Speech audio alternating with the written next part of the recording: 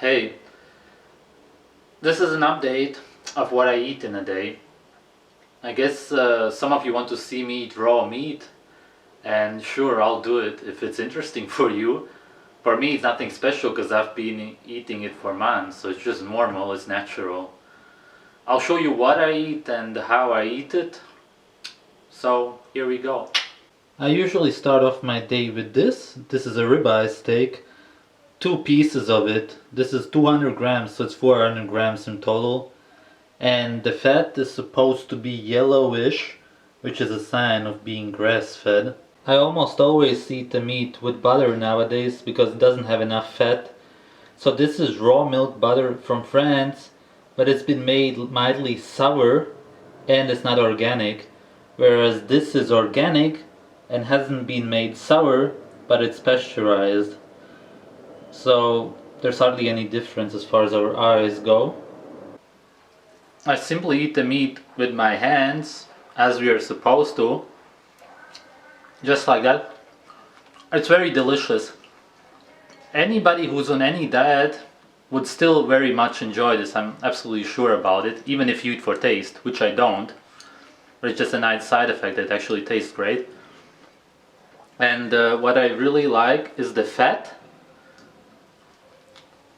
So I wish it was made out of more fat. That's one of the reasons why ribeye steaks are one of my favorites, because it still has at least some fat compared to a lot of other cuts. And there's also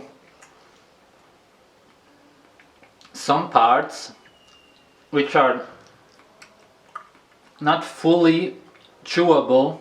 In this case it is, but usually there are some, which is what you would probably excrete in the end. But other than that, it's fully digestible. I just swallow everything anyway. So I just take the butter and mix it in the mouth like that, so there's always enough fat. And again, even though I don't eat for taste, it just tastes great with milk fat, which is butter. This is another cut I eat quite often. It's called entrecote. It doesn't have a lot of fat, just like the ribeye, but still more than most cuts nowadays, so it's still pretty fine. I don't have a special eating schedule or something, so if you care about the exact times, I couldn't possibly tell you. It really depends on my daily activities. This is called a rump steak. I don't eat it as often, and as you can see, the fat is more on the side. Any leftovers that I have, and this is from the rump steak, I put here by the window, and the crow comes every day and picks it up every single day, usually in the morning. So pretty cool. This is my high meat. This is a 1-month-old ribeye steak. This is 5 days younger. It's an entrecote. This is wheel heart. It's new. And this is filet mignon. It's also new. And you gotta watch out that the flies don't get to it and don't lay eggs. As for the high meat, all you've got to do is put meat in a jar and then just let nature do its thing.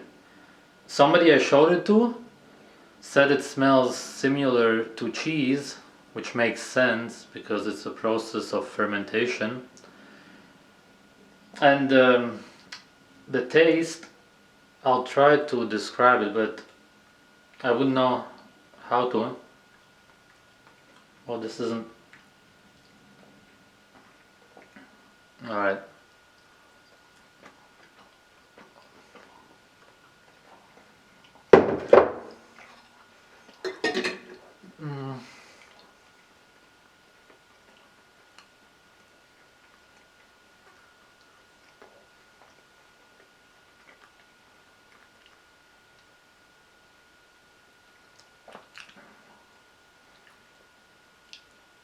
It's really hard to describe the taste. It's finger licking good though. It's different than anything I've ever ate in my entire life, so I could hardly compare to anything. It has sort of spicy aftertaste or something like that. There's no word to describe the taste. It's just something you gotta try yourself. By the way, I put the high meat in the fridge, and once every day I put it outside to air it for 5 minutes. This is where I put my tap water, by the way, so the sun shines on it. Inside it, throughout it. You get it. This is another cut I've been eating lately. It's called filet mignon. If you get lucky enough, it will almost melt on your tongue because it's that soft. This is what wheel heart looks like, and this is the thymus. We should be eating organs at least once a week, or however much your body wants. But first, you actually got to give your body a taste of the nutrition of the organ so it understands what an organ is in the first place. Because if it doesn't know where to get this nutrition, what this organ is, then how could it possibly ask you for it or even start craving it? So that means eating the whole animal and trying out everything, and then your body will tell you.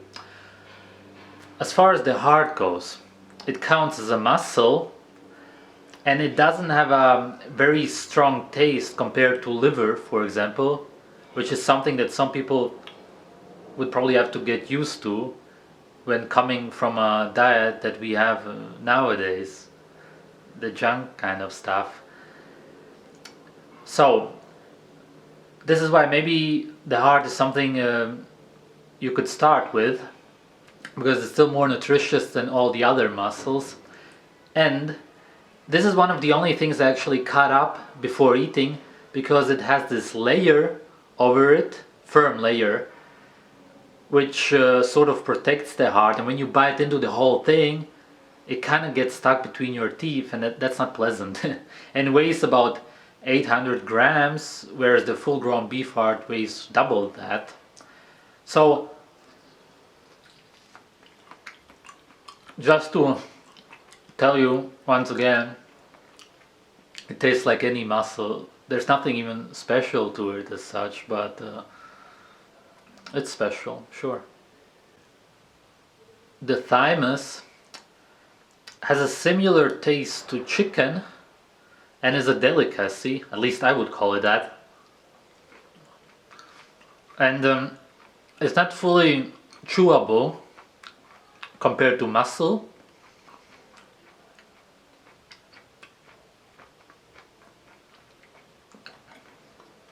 That's really good stuff.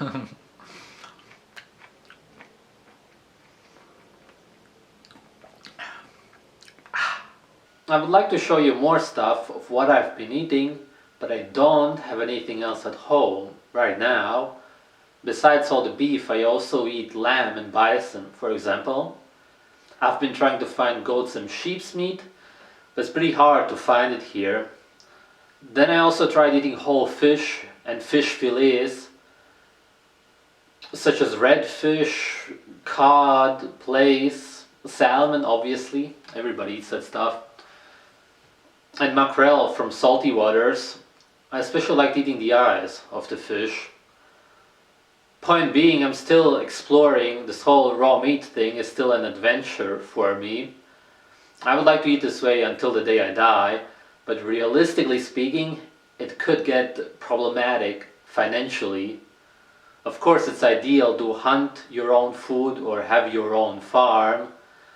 I've been eating around a kilogram of meat a day lately, because at the start I ate more dairy. Now I just replace it all with meat. When it comes to eating mussel, it's not the end of the world to eat non-organic mussel. Whereas when it comes to eating organs, you should only eat organic organs. liver, for example, is quite available in Europe anyway. Whereas all the other stuff you would have to order, which isn't exactly a problem, but it just shows you that is not something that is supported in the system. And I'm not even going to get into it again, but if you walk the streets, you see what is supported and what is cheap. This stuff is not cheap and you actually have to order it, and then just think about why stuff is not supported, except if you live in an illusion, as I've already said, where you believe that your government wants you to be healthy, then alright. That's not reality. Reality is that they're trying to make us die, poison us, disease and all that stuff. Fuck that shit. Take care, guys.